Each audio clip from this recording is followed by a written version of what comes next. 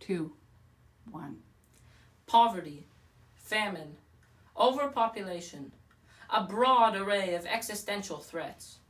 The world of today is one rife with problems.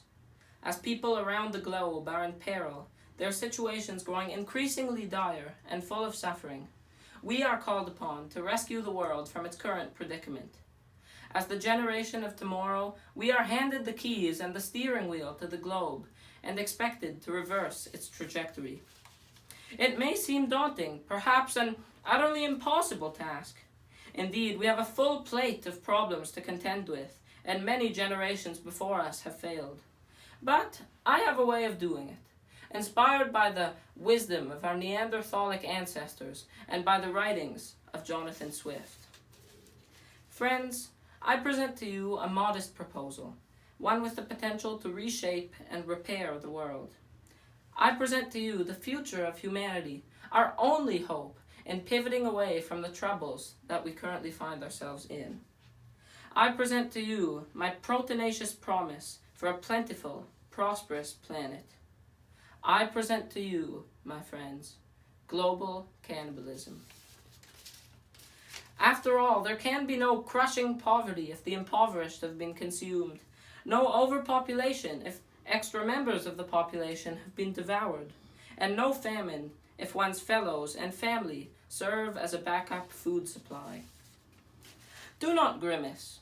Do not wince at the thought of a self-sustained food chain.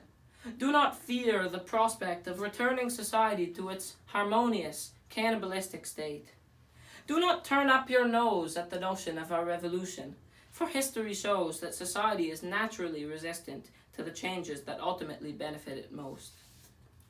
After all, figures as honorable as Nelson Mandela have been imprisoned, peaceful warriors like Gandhi persecuted, and glorious leaders like Khomeini exiled due to initial reluctance to their visions.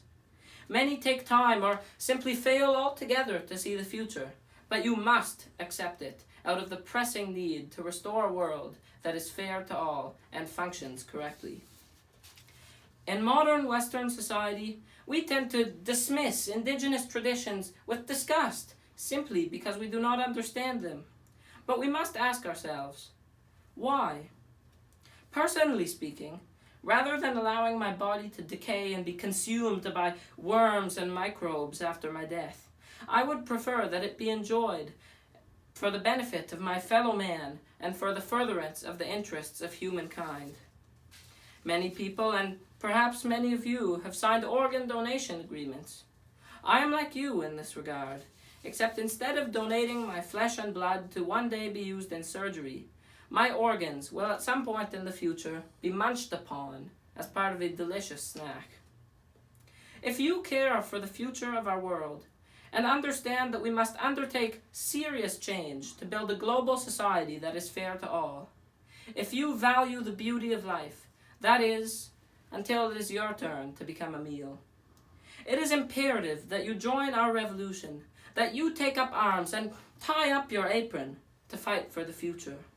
We stand united in our desire for a better tomorrow, hungry for the re-establishment of the world's natural balance and the elimination of its problems, and ravenous for social change.